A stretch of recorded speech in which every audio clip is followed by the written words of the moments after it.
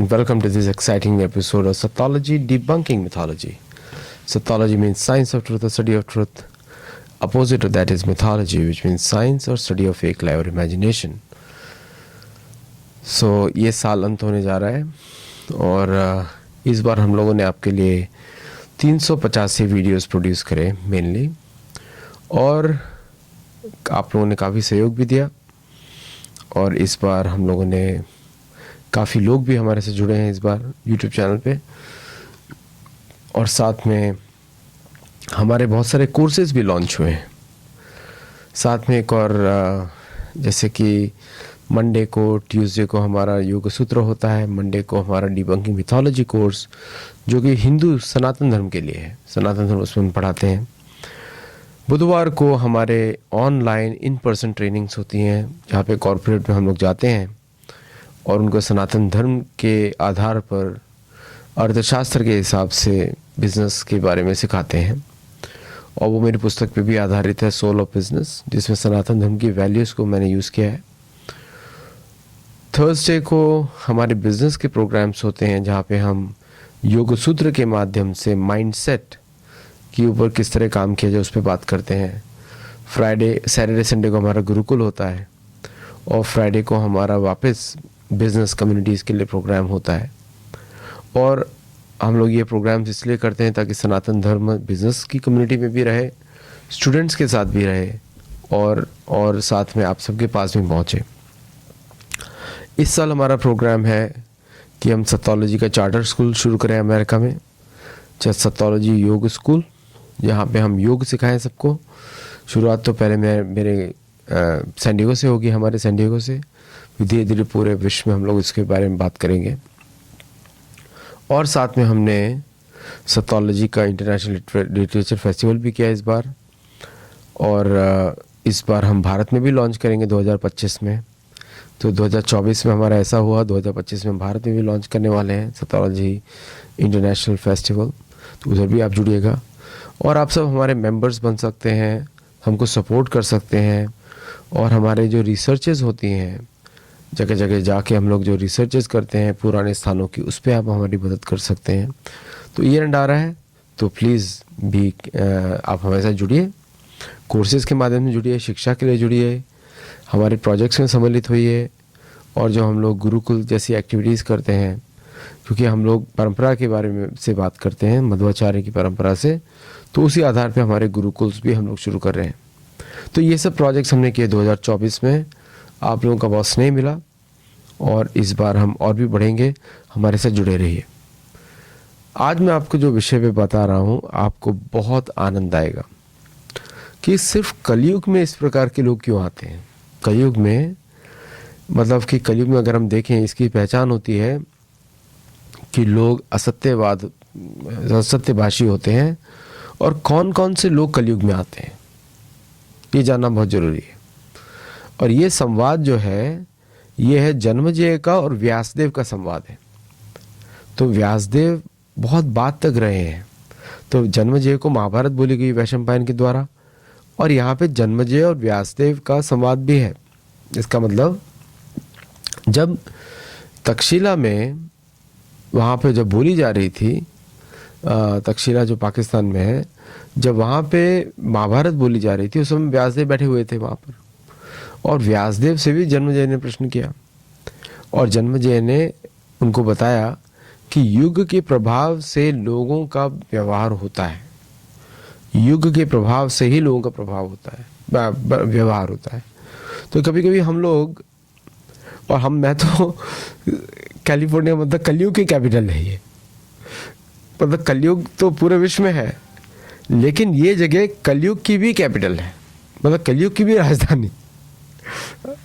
थोड़ा आपको हंसी आएगी, लेकिन ये है। तो व्यासदेव बता रहे हैं कि जैसा युग होता है उसी प्रकार के लोग भी होते हैं, प्रजा भी वैसी होती है। तो इसमें युग धर्म ही कारण है, तो युग धर्म ही यही है। अब वो कैसे लोग कलयुग में आते हैं ये सोचिए। अब ये सोचिए, जो धर्मानुरागी जीव हैं वो सतयुग में रहते हैं, जिनको धर्म और अर्थ होता है वो त्रेता युग में आते हैं, जो धर्म अर्थ और काम के साथ होते हैं द्वापर युग में आते हैं। इसीलिए काम इतनी बढ़ जाती है आपको बताऊं, उदाहरण देता हूं, दुशासन का जो महल था वो रंग महल बोला जाता था, पूरा महल, और उसमें इतनी रंगलीलियां रैलियां होती थी कि आप उसको इमेजिन नहीं कर सकते।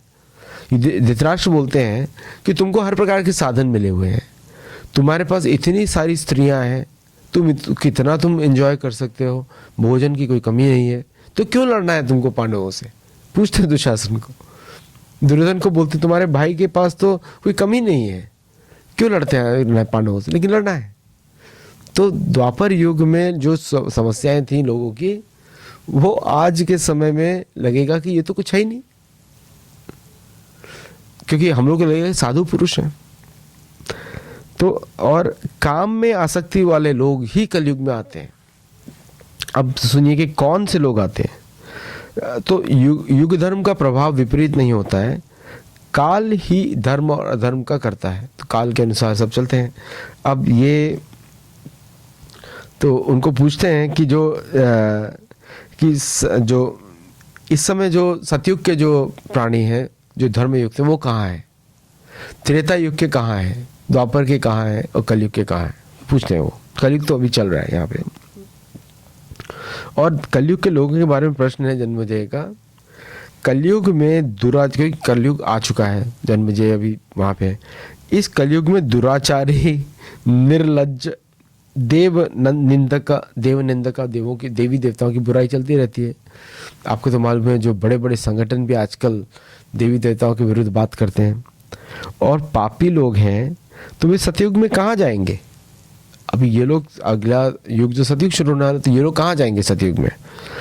तो इसको विस्तार पूर्वक बताइए, क्योंकि मैं सुनना चाहता हूँ। तो व्यास जी बोलते हैं, तो जो सतयुग में लोग होते हैं वो स्वर्गलोक चले जाते हैं, देवलोक में चले जाते हैं, और वर्णाश्रम में सम्मिलित जो लोग हैं, ब्राह्मण, क्षत्रिय, वैश्य, शूद्र। अच्छा, ये भी होता है कि सतयुग में एक ही वर्ण होता है, 4 वर्ण नहीं होते। त्रेता युग में 4 वर्ण होते हैं, द्वापर में 4 वर्ण होते हैं, सतयुग में एक ही वर्ण होता है, लेकिन मतलब मुख्यतः, लेकिन यहाँ पे 4 वर्णों की बात की गई है। इसका मतलब सतयुग में भी 4 वर्ण होते हैं, ठीक है।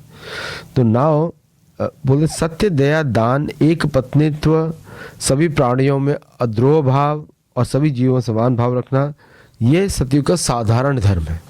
सुनिए, सत्य, दया, दान, एक पत्नी व्रत, सभी प्राणियों में अद्रोह भाव तथा सभी जीवों में समभाव, ये सतयुग का साधारण धर्म है।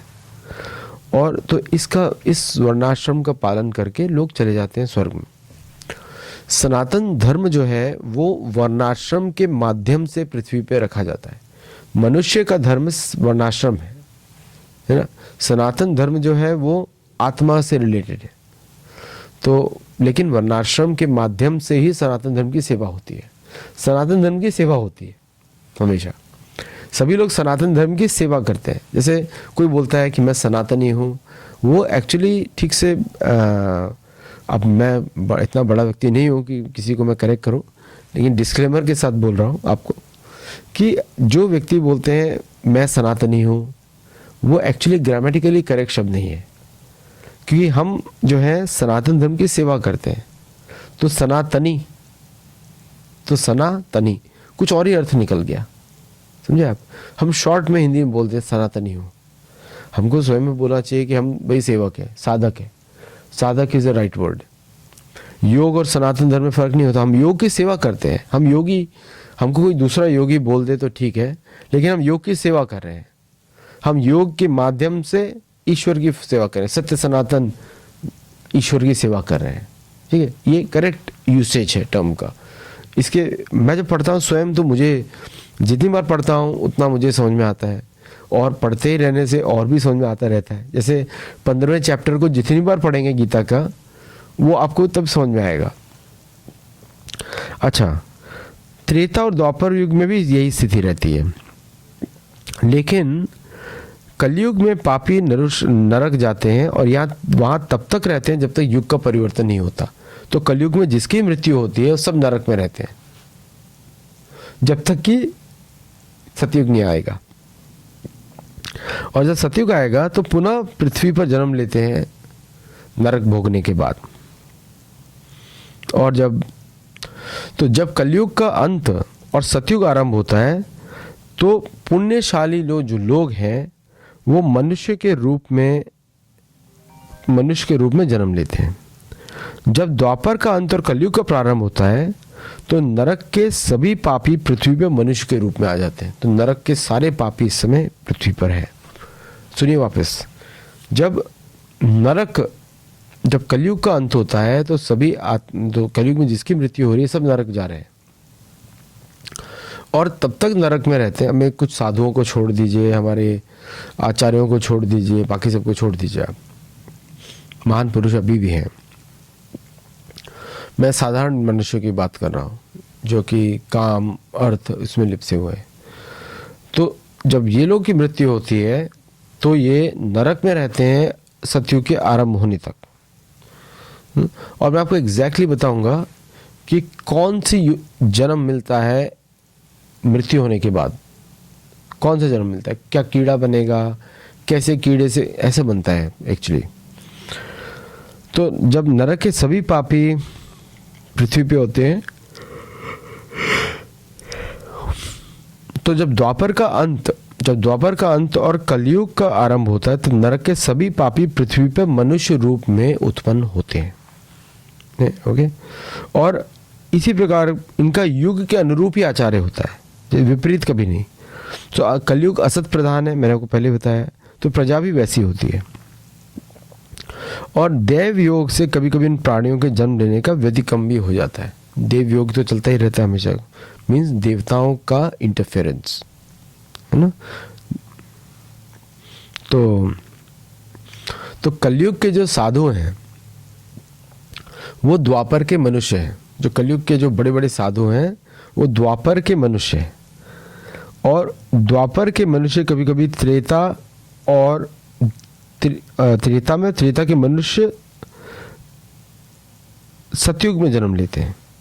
जो सतयुग में दुराचारी मनुष्य होते हैं, तो सतयुग में भी दुराचारी मनुष्य हैं, तो सभी लोग ठीक नहीं। तो सतयुग में दुराचारी जो मनुष्य हैं वे कलयुग के हैं।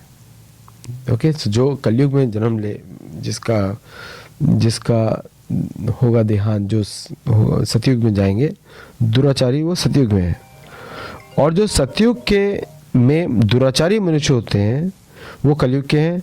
और जो वे अपने हुए कर्म के प्रभाव से दुख पाते हैं और पुनः युग प्रभाव से वैसे ही काम, मतलब कि सतयुग में उनको मौका मिल जाता है, वो अच्छे कर्म करते हैं और स्वर्ग चले जाते हैं, उनको चांस दिया जाता है। मतलब ये विधान एकदम जो है, इसको क्वेश्चन कोई होगा तो कमेंट्स में लिखिएगा, मैं आपको उसका उत्तर वापस दूंगा। तो थोड़ा कंफ्यूजन भी है, तो जन्मेजय को भी कंफ्यूजन है, आपको भी होगा, मुझे भी है, ठीक है। तो अभी हम इसको वापस सीखते हैं। तो जो सतयुग में सभी ब्राह्मण वेद के ज्ञाता, इंद्र पे संयम और हंस रूप में विष्णु की पूजा करते हैं। उनके हंस अवतार में शुक्ल वर्ण के होते हैं भगवान विष्णु, तो वहाँ पे उनकी पूजा करते हैं। और सभी लोग, तो वहाँ पर भी दुराचारी व्यक्ति हैं, सतयुग में है, लेकिन इस लेवल के नहीं है जो आपको आज तक दिखते हैं, क्योंकि वर्णाश्रम तो चलता रहता है, वहाँ पर भी वर्णाश्रम चल रहा है। अधिकांश मतलब मेजॉरिटी, 2/3 मेजॉरिटी लोग जो हैं धार्मिक कार्यों में लगे रहते हैं। और कलयुग के जो धार्मिक व्यक्ति है वहाँ पे उनका जन्म होता है ताकि वो और आगे बढ़े, और ज़्यादातर गायत्री करते हैं। और क्षत्रिय लोग प्रजा पोषण में लगे रहते हैं। तो उसके बाद त्रेता युग में स्थिति कम हो जाती है, और सतयुग में जो धर्म की स्थिति है वो द्वापर युग में विशेष रूप से कम हो जाती है।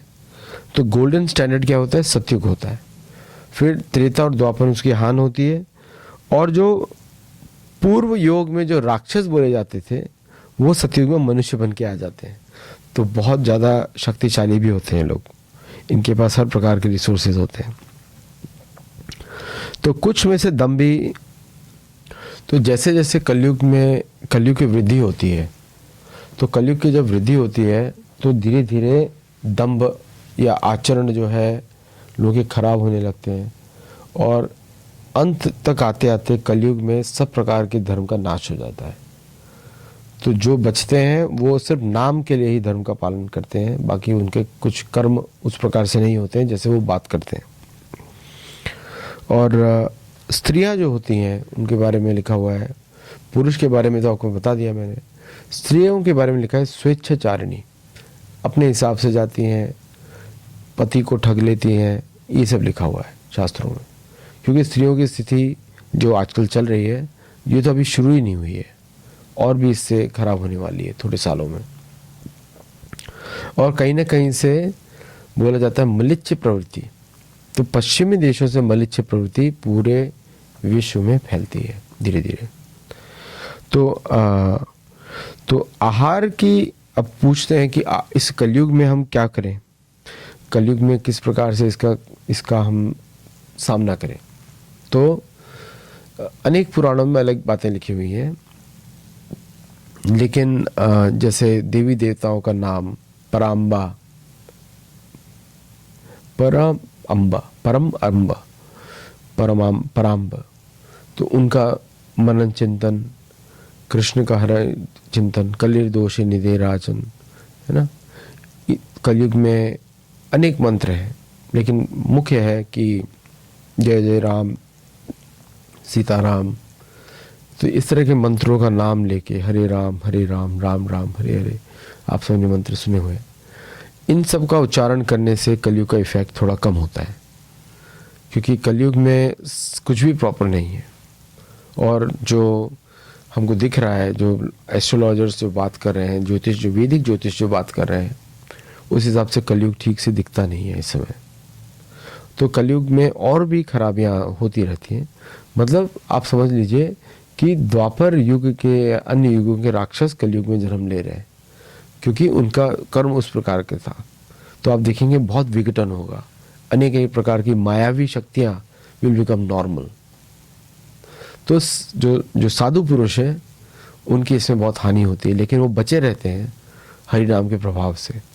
तो अगर हरिनाम का प्रभाव होगा तो आप इन सब चीज़ों से बच के रहेंगे और आपका स्पिरिचुअल लाइफ आगे बढ़ेगा। 2025 में हमारे साथ जुड़े रहिए। जितना हम लोग पुराणों पे अध्ययन करें, जितना हम शास्त्र पढ़ें, जितना हम आपस में बात करें धर्म के विषय में, इसी से हम बच सकते हैं। तो we have to create our own, हमारी खुद की कम्युनिटी है, उसी में हम लोग काम करें। सो प्लीज़ ज्वाइन और हमारे साथ जुड़े रहिए। क्योंकि आजकल हम लोग जाते हैं तो मंदिरों में, जैसे आजकल मुझे लोग पूछते हैं मंदिर में जाके क्या करें। हम लोग जाते हैं मंदिर में टूरिज्म के जैसे। मंदिर में जाके आप इष्ट भगवान जो है वहाँ पे इष्ट के सामने तो आप अपने आप को दिखाने के लिए जा रहे हैं, और वहाँ पे बैठ के साधुओं से जरूर मिले। लोग बोलते हैं कि साधु नहीं थे वहाँ पे, कोई है ही नहीं, क्योंकि हम सिर्फ ढूंढ रहे हैं जो टीवी पे दिख रहा है।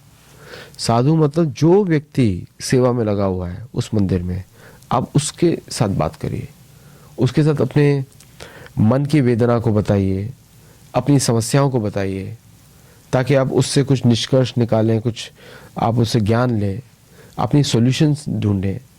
इस तरह कार्य करिए। 2025 में फोकस एकदम बदलना पड़ेगा आपको। कि मेरे साथ भी कभी कभी ऐसी गलती हो जाती है, मंदिरों में जाता हूँ मैं और मैं मिलने की कोशिश करता हूँ लोगों को, और लेकिन फिर भी हो नहीं पाता है कभी कभी।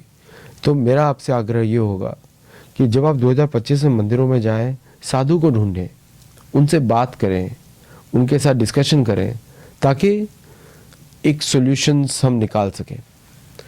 और दूसरा चीज़ मैं मंदिरों में देखता हूँ कि हम लोग सेल्फी के चक्कर में लगे रहते हैं, या कुछ लोग कंटेंट बनाने के लगे रहते हैं, जो हमारे साथ चलते हैं कि हर चीज़ को कंटेंट है, इंस्टाग्राम पे डाल दूँ, इधर डाल दूँ। नहीं, मैं जब जाता हूँ बहुत जगह पे, वहाँ पे मेरा कैमरेज बंद होते हैं।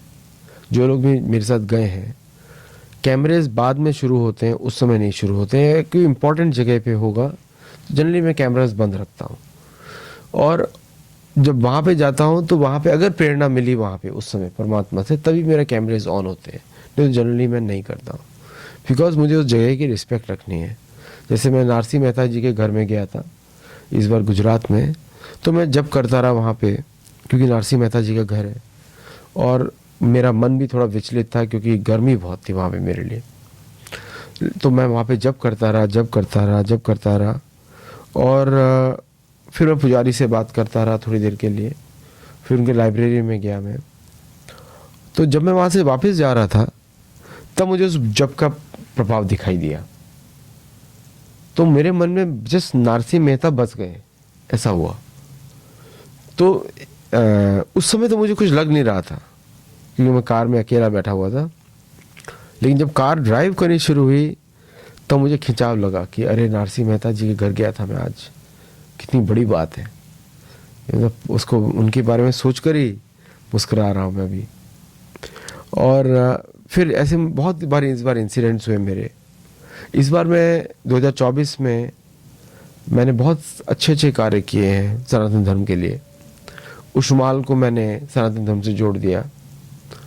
फिर मैं गुजरात में घूम रहा था जगह जगह, गोपी तालाब में गया जहाँ पे गोपियाँ चंदन निकालती हैं, अद्भुत जगह, बहुत अच्छा। वहाँ पे मैं बैठ के गायत्री कर रहा था, बहुत आनंद आया मुझे गायत्री करते हुए। और द्वारकाधीश के दर्शन हुए, अभी भी बैठे हुए हैं कि कितनी भीड़ में द्वारकाधीश सामने खड़े हुए हैं, बहुत ही सुंदर जगह। सोमनाथ भगवान के दर्शन हुए। फिर नगरेश्वर महादेव में मेरे साथ कुछ हो गया। मैं एक्चुअली बात कर रहा था अपने एक बड़े अच्छे मित्र एस्ट्रोलॉजर हैं हमारे चैनल पे भी आए थे, कार्तिक गौर जी, बता रहे थे नागेश्वर महादेव जो असली शिवलिंग कहीं और है, वहाँ पे नहीं है। लेकिन वहाँ पे मेरी इच्छा भी नहीं, मतलब मैंने दूर से उनका परिक्रमा करी मैंने, लेकिन मैं थका भी बहुत हुआ था उस समय। तो द्वारकाधीश के जब दर्शन किए तो मेरे भाग्य में 2 बार दर्शन किए, एक बार नहीं 2 बार किए। और खड़ा रहा मैं, जितना देर खड़ा होना सकता था। फिर तो इसमें काफ़ी अच्छे इनिशिएटिव्स लिए हम लोगों ने। फिर इस बार मुझे ऑल्सो एक और मौका भी मिला कि मैं जो हूँ कुछ लोगों की सहायता कर सकूं, तो वही मैंने किया इस बार मुझे सबसे सुंदर जगह जो लगी मेरे इस साल के इतिहास में, वो मेक्सिको की 2 जगह लगी। एक तो उशमाल और दूसरा मुझे लगा एक जगह है वहाँ पे मिचोकान में पात्सुआरो, वहाँ पे मुझे बहुत आनंद आया। और 2025 में मैं सोच रहा हूँ कि और कैसे सेवा बढ़ाई जाए, किस तरह हम, तो कोर्सेज़ तो इस बार बहुत सारे हैं, 6 कोर्सेज़ हैं हर हफ्ते, वो तो मैं पढ़ा ही रहा हूँ। और साथ में मैं चाहता हूँ कि आप सब लोग भी मेरे साथ तैयारी करें ताकि आप लोग भी सीखें और आप भी हमारे कोर्सेज़ पढ़ाएं। मैंने पुराना प्रोग्राम शुरू किया था लेकिन अभी उसमें से कोई भी टच में है नहीं, लेकिन अब वापस से शुरू कर रहे हैं, तो आप लोग हमारे से जुड़े रहिए। बहुत मेहनत करता हूँ, दिखता है मुझे कि जो हमारा नव वर्ष मकर संक्रांति में शुरू होगा, तो भी मेरे पास समय है कि अगला वर्ष के लिए हम क्या करें। तो मकर संक्रांति के बाद जनवरी 15 के बाद आप बहुत सारी चीज़ें हमारे हाथ से देखेंगे जो हम लोग करने वाले हैं इस बार। तो जुड़े रहिए, सपोर्ट करते रहिए और हमारे साथ हमारा सहयोग करिए। हम लोगों को बहुत मेहनत भी करनी है और साथ में टीचर्स बनाने हैं बहुत सारे जो सत्तोलॉजी को पढ़ाएं यूनिवर्सिटीज़ में। अच्छा, ये बात बताना भूल गया आपको, इस बार हम लोगों ने करीब भारत में 22 यूनिवर्सिटीज़ को कांटेक्ट किया। अमेरिका में हमारी संख्या बढ़ 600 से ऊपर जा चुकी है, और तो 22 यूनिवर्सिटीज़ में हमारा कनेक्शंस हुआ है। और शायद कुछ स्कूल्स में और यूनिवर्सिटीज़ में हमारे सत्तोलॉजी के डिपार्टमेंट्स भी बने, शायद जो 2025 में एटलीस्ट 2 यूनिवर्सिटीज़ में बनेंगे। तो उस पर भी आप ध्यान रखिएगा। धीरे धीरे चाहते हैं कि हर यूनिवर्सिटी में सत्तोलॉजी का एक डिपार्टमेंट हो, जो कि जो मिथोलॉजी जो क्रिएट की गई है ड्यू टू कॉलोनियल प्रोपेगेंडा उसको ध्वस्त करे। हमारा एजेंडा बहुत बड़ा है, हमको सहयोग की बहुत आवश्यकता है कि हमारे साथ बड़ी संख्या में आप लोग जुड़ें और इस तरह का हमारे साथ कार्य भी करें। तो बहुत बहुत धन्यवाद 2024 के लिए। और 2025 में अब आपको मैंने एक बात तो बता दी है, कलयुग में किस प्रकार के लोग आते हैं, लेकिन कलयुग की कार्ड भी बहुत अच्छी है। देवता भी आते हैं कलयुग में, क्योंकि कलयुग में हरिनाम लेने से तुरंत मुक्ति मिल जाती है। मुक्त संग परम प्रचित। तो 15वें चैप्टर को 2025 में डेली करिए। और मुझे वीडियो के कमेंट्स में बताइए और डेली बताते रहिए हमारे टेलीग्राम चैनल पे। आप हमसे टेलीग्राम चैनल पे जुड़ सकते हैं, ट्विटर पे जुड़ सकते हैं, उसको एक्स बोलते हैं आजकल, एक्स पे जुड़ सकते हैं, फेसबुक पे जुड़ सकते हैं, यूट्यूब पे कमेंट्स कर सकते हैं, इंस्टाग्राम पे कमेंट कर सकते हैं। बहुत सारे एवेन्यूज़ हैं, लेकिन टेलीग्राम चैनल पे मैं बहुत रेगुलरली पर्सनल कनेक्शन करता हूँ लोगों से। तो टेलीग्राम चैनल पे आप जुड़ेंगे तो मैं वहाँ पे आपसे बहुत सारे हमारे प्रायोरिटीज़, प्रोजेक्ट्स उस पर मैं डिस्कस करता रहता हूँ। आप लोग पेट्रियन पे हमको सपोर्ट कर सकते हैं, यूट्यूब पे मेंबर बन सकते हैं, डोनेट कर सकते हैं। तो बहुत सारे एवेन्यूज़ हमारे साथ हैं मेरे साथ काम करने के लिए। ईमेल भी है मेरा saptology@saptology.org, उस पर आप मुझे लिख सकते हैं, तो मैं आपको ज़रूर रिप्लाई करूँगा जब भी मुझे समय मिलेगा। तो इस तरह आप हमारे साथ काम कर सकते हैं 2025 में। और जहाँ भी हो, बस देखिए क्या है कि हमारा सबका जीवन इंडिविजुअली चलता है।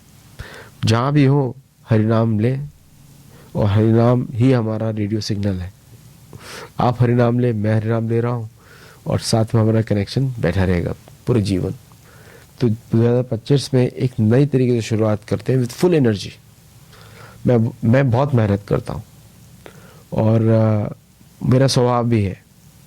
जैसे ये वीडियो जब हम रिकॉर्ड कर रहे हैं, आधी रात है इस समय, तो मैं मेहनत करता हूँ। मैं चाहता हूँ मेरे साथ लोग भी मेहनत करें, क्योंकि इसमें बहुत आनंद है। भगवान की सेवा करने में, कृष्ण की सेवा करने में बहुत आनंद है। जगन्नाथ जी की सेवा जब होती है उसमें आनंद ही आनंद है, और एंग्जाइटी बिल्कुल भी नहीं होती है। जिसके हो प्रभु माधव, उसको क्या उदासी की तो आती ही नहीं है।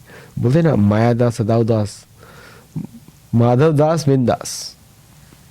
तो माधव के हम लोग भक्त हैं, और हम लोग माधव के साथ कार्य कर रहे हैं, माधव के लिए कार्य कर रहे हैं। For Madhav, of Madhav, and by us for him. तो प्लीज़ हमारे से जुड़िए और हमारे साथ कार्य करिए, मेहनत करिए, और बहुत आनंद है इसमें। और इस तरह हम लोग आगे सनातन धर्म को 2025 में और आगे लेके जाएंगे।